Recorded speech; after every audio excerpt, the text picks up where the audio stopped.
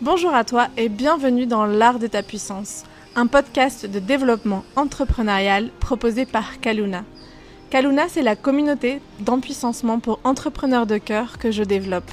Mon prénom est Cécilia, je serai ton hôtesse pour aujourd'hui.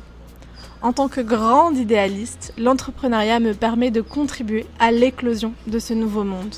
Comment, en accompagnant les entrepreneurs du bien-être et de la spiritualité, à poser des fondations saines pour leur rentabilité, impact et plaisir. Car je l'ai vite compris, si je voulais faire de mon bien-être, mes rêves et mes besoins ma priorité, je devais faire et être différemment.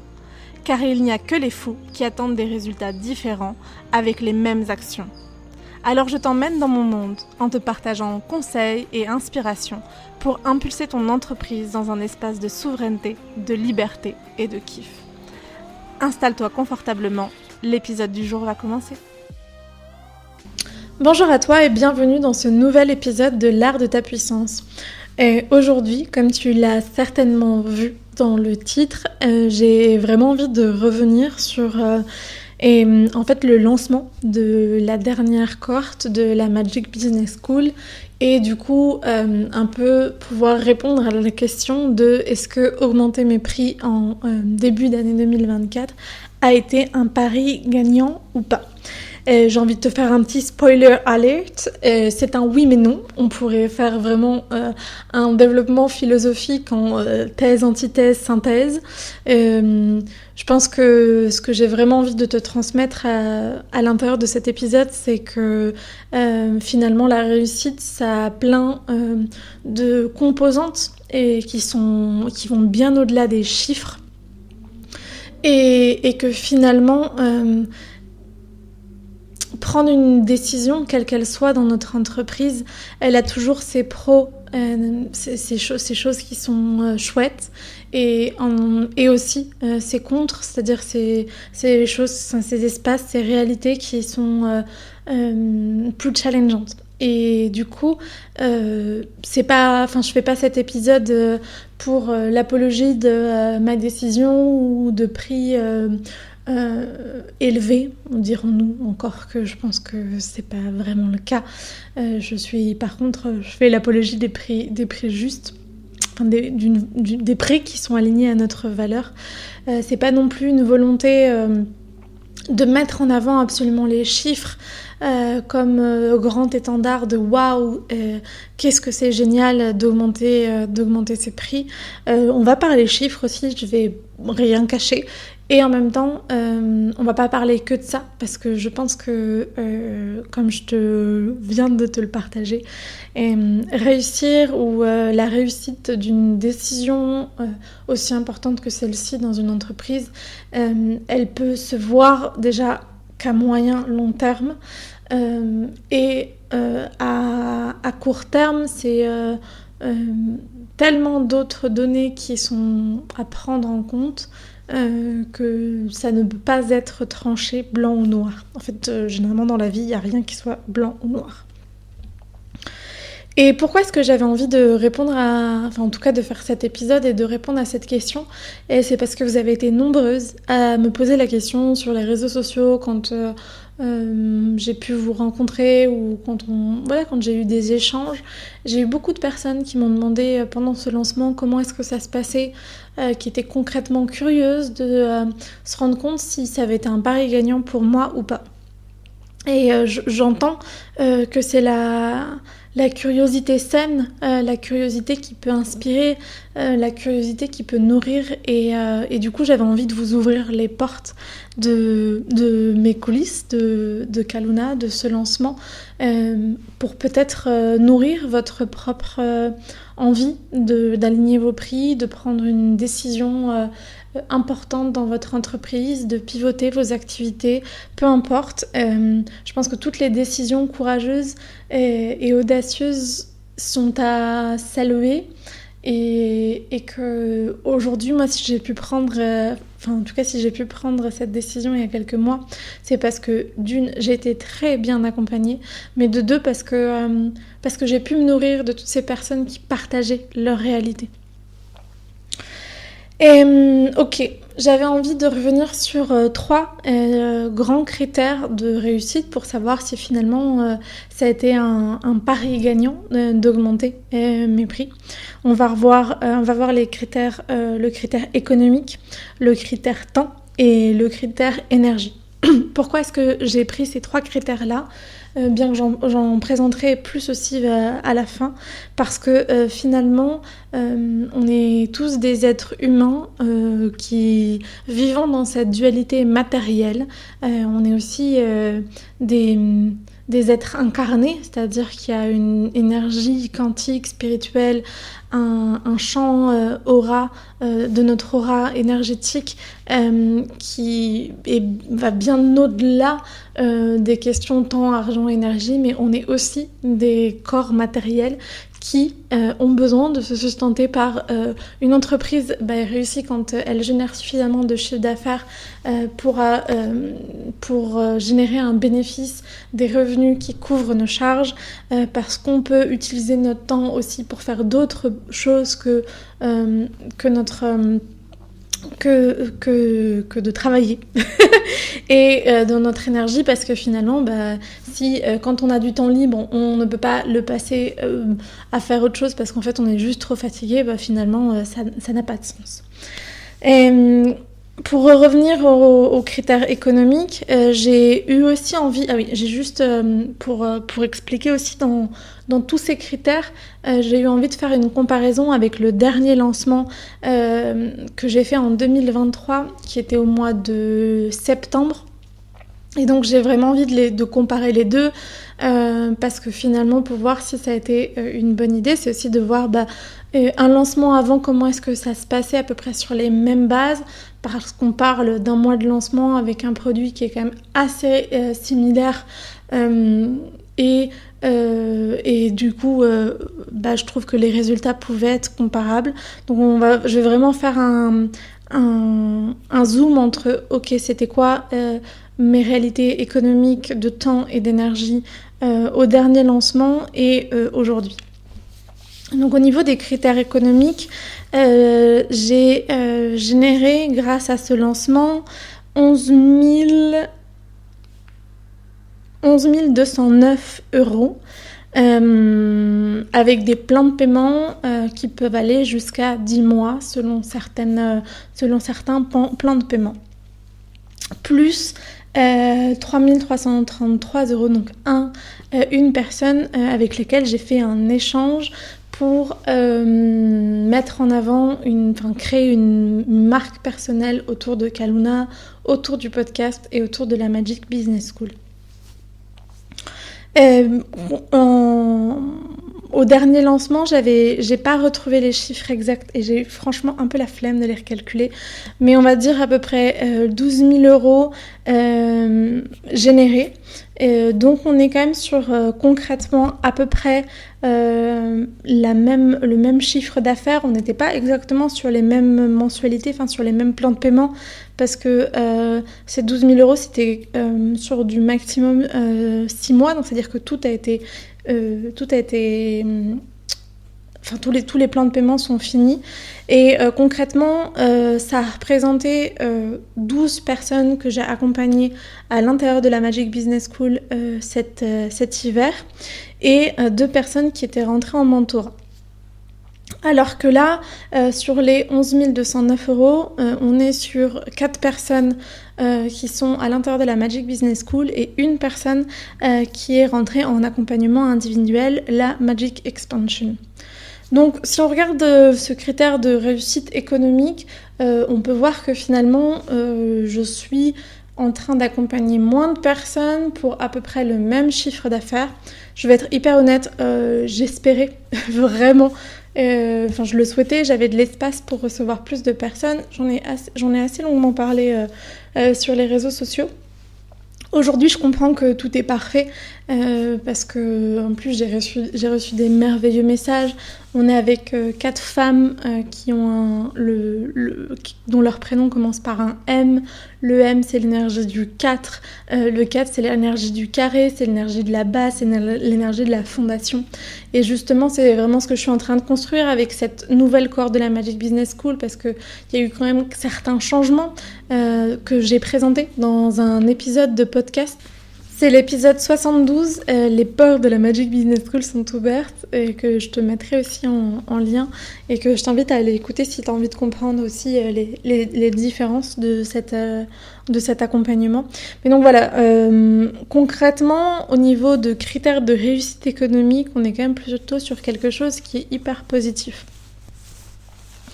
En termes de temps, j'ai travaillé beaucoup moins parce que j'étais entre 25 et 30 heures travaillées maximum.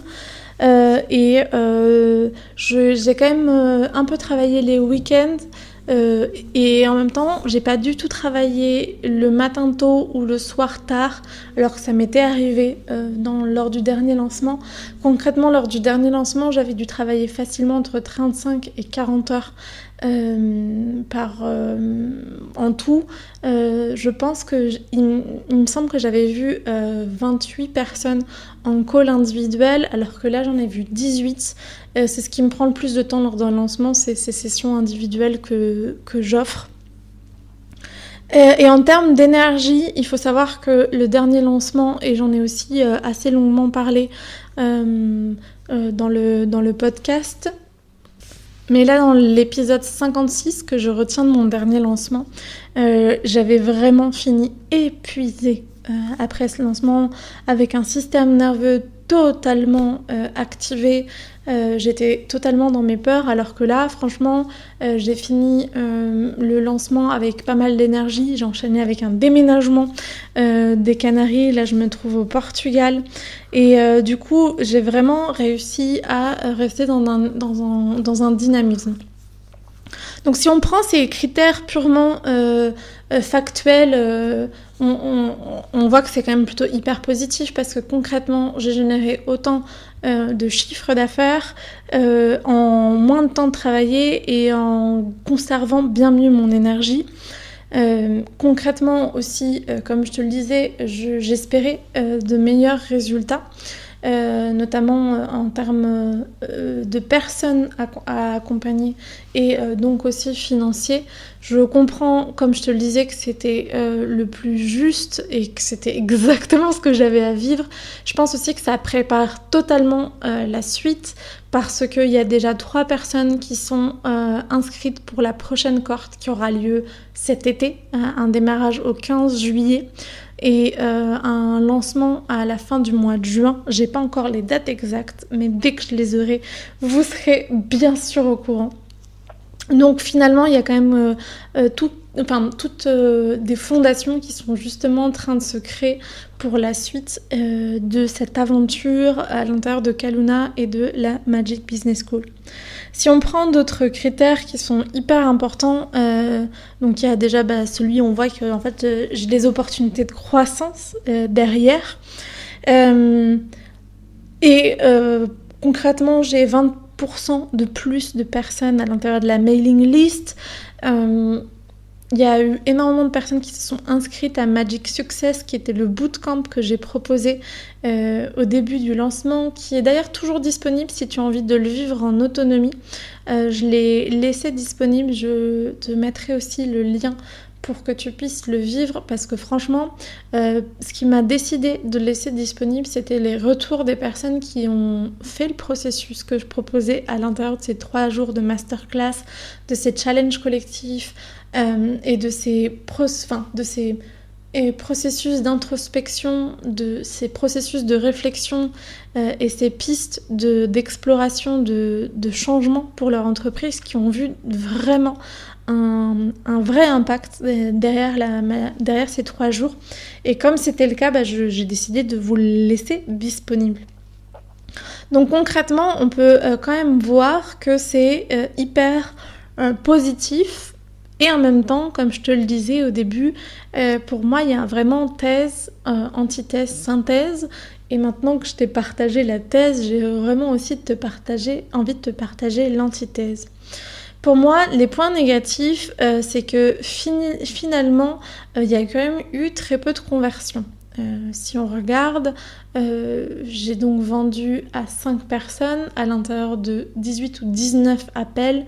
On n'est même pas à un tiers, ce qui montre que j'ai vraiment une marge d'amélioration. Alors bien sûr, il y a les 3 personnes qui ont dit oui, ou en tout cas ont envie de se lancer dans la prochaine cohorte. Je les prends vraiment en compte, mais je ne les inclus pas à l'intérieur de mes statistiques parce que pour moi, c'est ce qui est concret dans la matière et pas ce qui est possible, plausible. Et pourquoi il y a peu de conversions ? Parce que je pense que finalement, j'ai fait tout pour me préparer, mais il y a eu des gros bugs, notamment informatiques, où j'ai un peu pété les plombs sur plein de trucs. Enfin, il y a eu plein de petits détails. Le lien de connexion n'est pas parti le premier jour du bootcamp. Il y a eu des mails qui sont partis en double, il y a des mails qui sont partis alors qu'ils ne devaient pas partir. Donc j'ai eu quand même beaucoup de loupés qui, je pense, a fait fuir des personnes et je peux franchement le comprendre. Je pense qu'il y a eu aussi pas mal de doutes parce que j'étais très contente des personnes que j'attirais à moi en call exploratoire et en même temps... du coup, parfois, il y avait une insécurité qui était vraiment présente. Beaucoup de personnes qui sont venues dans ces calls ne me connaissaient pas, me connaissaient pour la première fois. Et vendre un produit à plus de 3 000 € à des personnes qui ne te connaissent ni d'Ève ni d'Adam, c'est un exercice sur lequel je me suis essayée et qui est beaucoup plus challengeant que de vendre un produit à 800 € à des personnes qui ne te connaissent ni d'Ève ni d'Adam. Donc, il y a vraiment quelque chose qui a rééquilibrer pour moi, qui était nouveau, qui m'a mis en difficulté, qui m'a mis en doute. Il y a eu aussi beaucoup de personnes qui ont pris un appel mais qui ne sont pas venues. Donc je vous dis, j'ai eu 18 ou 19 appels offerts qui ont eu lieu et je pense qu'il y en a eu au moins 5 ou 6 personnes qui ne sont pas venues. Et pour moi, ça montre qu'il y a aussi besoin d'engager plus les personnes au moment où elles prennent un appel, qu'elles me connaissent peut-être beaucoup plus en amont. Le point qui pour moi est négatif et qui un peu relève de tout ce que je viens de te partager jusqu'à maintenant, c'est que je pense que j'ai pris une décision un peu comme tout le temps avant d'être prête. Et c'est vraiment ma marque de fabrique, l'audace. Et en même temps que du coup, mon entreprise, concrètement, n'était pas prête. Que je n'étais pas totalement prête. Et je pense que c'est aussi pour ça que les résultats sont là. Alors, c'est pas que je suis pas prête à accompagner ces personnes-là, parce qu'au contraire, les 6 derniers mois m'ont montré que j'étais capable d'accompagner un grand groupe de personnes, enfin un grand groupe. 12 personnes, c'est pas énorme, mais pour la qualité d'accompagnement que je propose, avec vraiment un suivi, avec une personnalisation, avec de l'individuel, ça reste quand même un investissement de ma part qui est assez important et que je suis capable de le faire tout en créant vraiment des prises de conscience et des processus de transformation chez tout le monde. Et du coup, ça... je pense que je suis vraiment prête.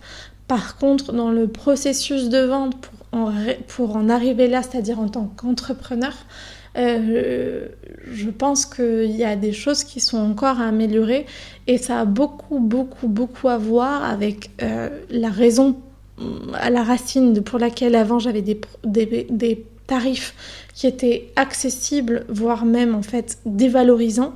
Et c'est parce que justement...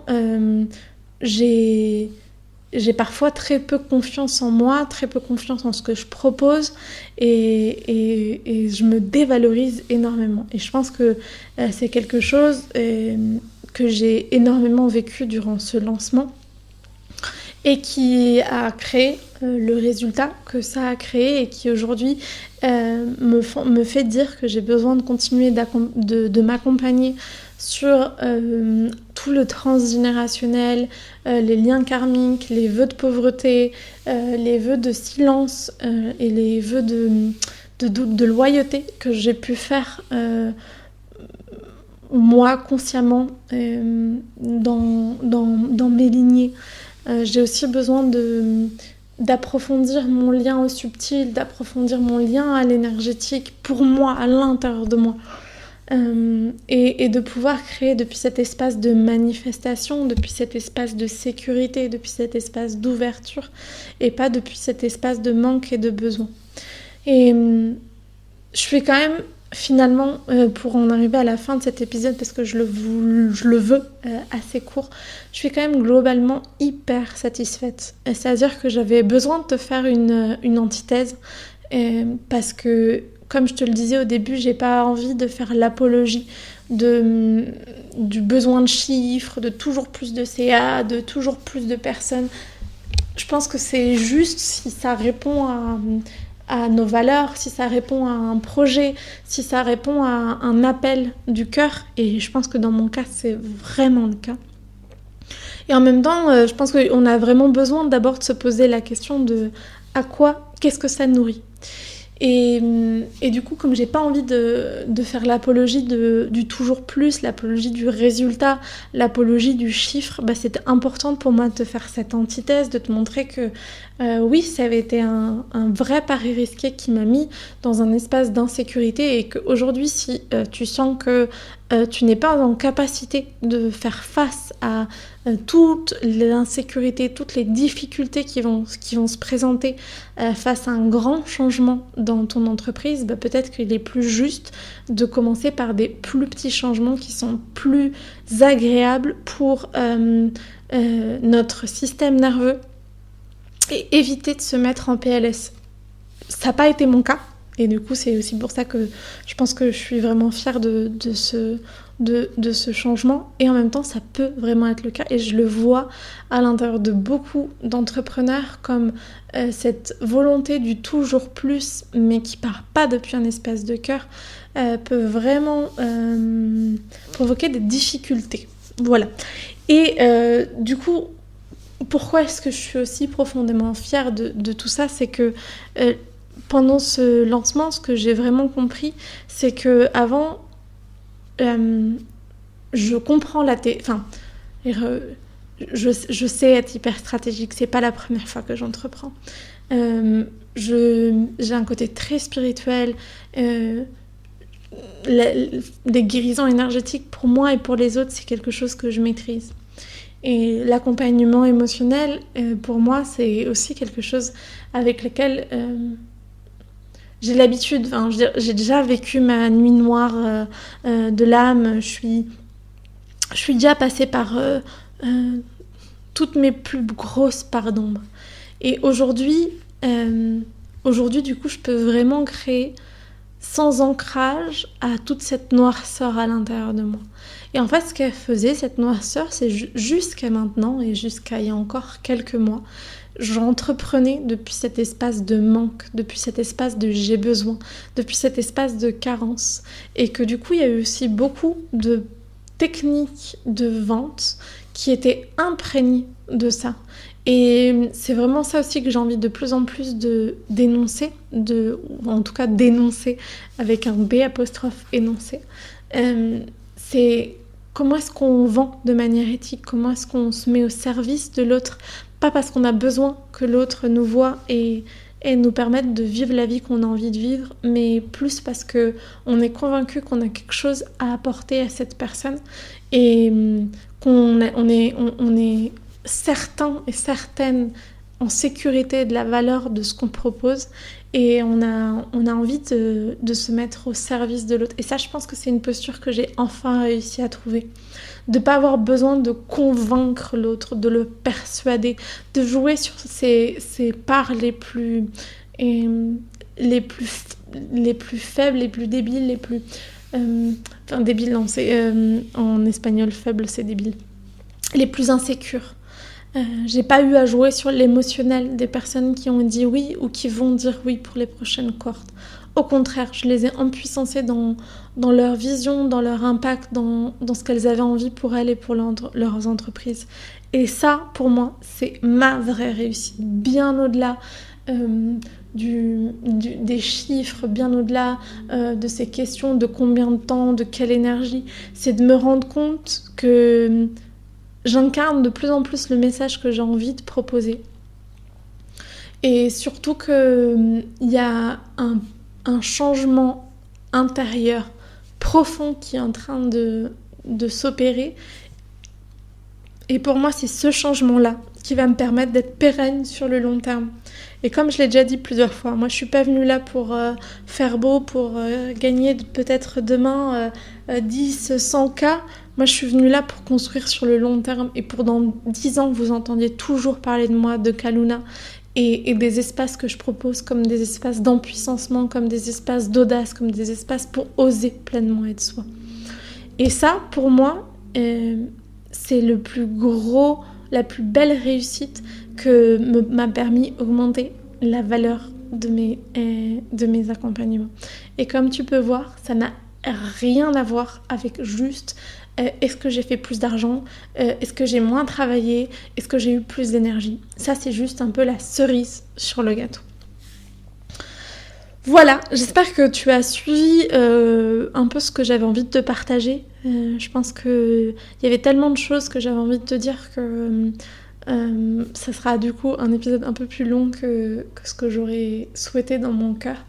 Et en même temps, je pense qu'il y avait beaucoup de nuances à apporter à ce que j'avais envie de te partager. J'ai eu aussi envie de se faire cet épisode comme volonté de transparence et aussi volonté d'inspirer à ce que tu regardes. Comment est-ce que tu vends? Est-ce que tu regardes? Qu'est-ce que tu vends? Pourquoi est-ce que tu le vends? Qu'est-ce que ça t'apporte? Quelle est la rentabilité de chacun de tes offres?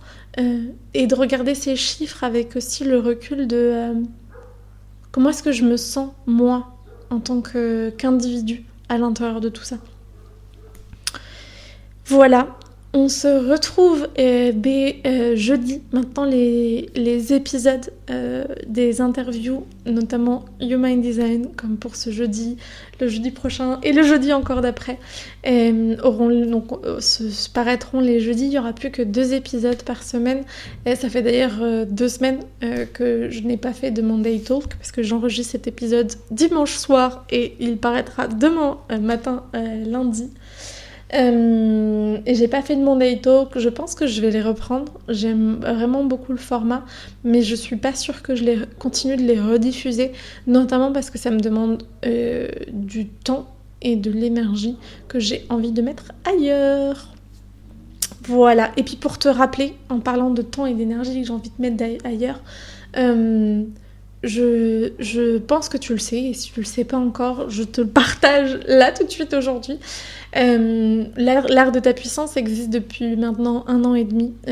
On a dépassé les 2000 écoutes, ce qui est pour moi incroyable, parce qu'il y a encore 6 mois, j'étais à 5 ou 600 écoutes. En fait, pendant 1 an, j'ai créé un peu dans le vide, j'ai brassé beaucoup de vent, comme je disais.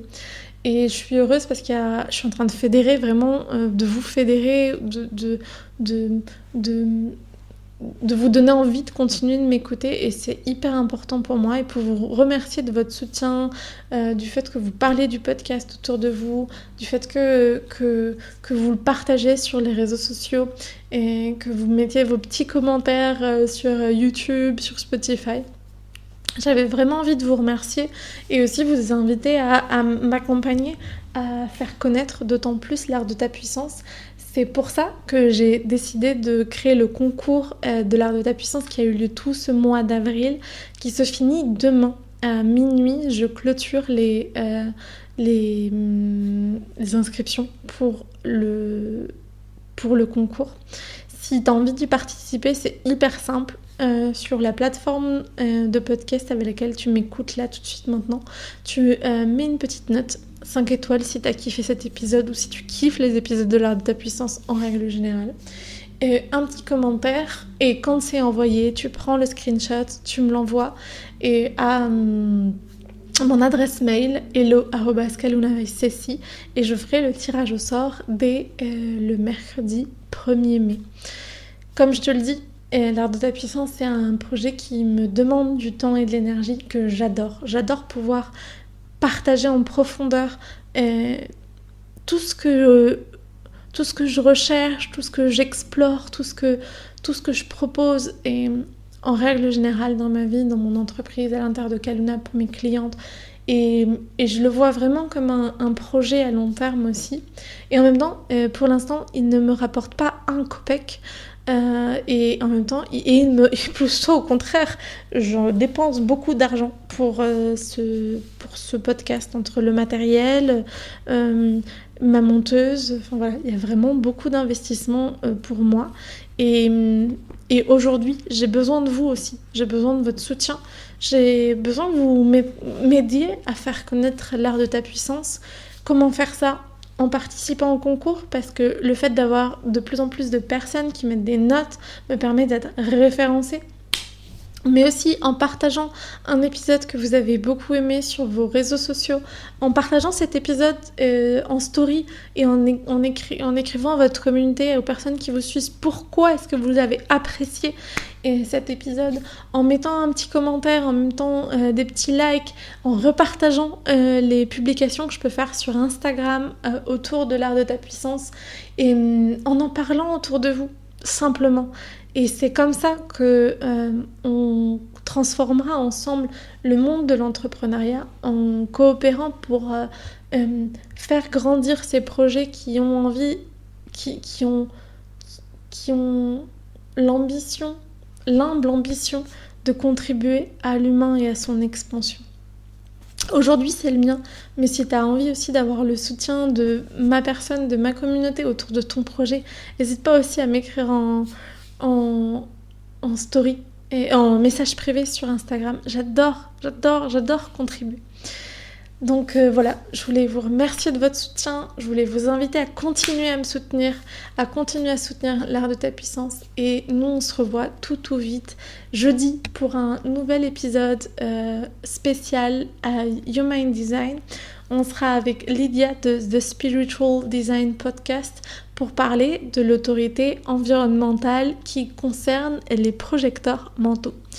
Voilà, donc si tu as envie d'en savoir plus, parce que toi-même tu es projecteur mental, ou parce que tu as envie de comprendre encore mieux cette autorité dont on parle très peu, je t'invite à t'abonner à l'art de ta puissance pour être au courant dès que l'épisode sort, et à venir l'écouter, le partager, l'aimer, le liker, tout ça.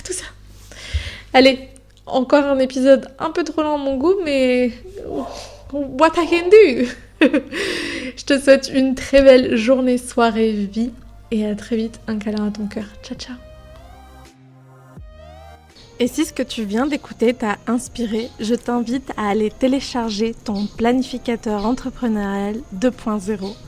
Pourquoi 2.0 ? Parce qu'il est temps d'apprendre à mettre notre masculin au service de notre féminin.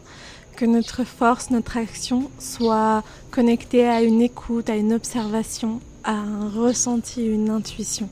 Et c'est ça que je te transmets dans ce e-book gratuit que tu peux télécharger et recevoir si tu t'inscris dans le lien qui est en description de cet épisode.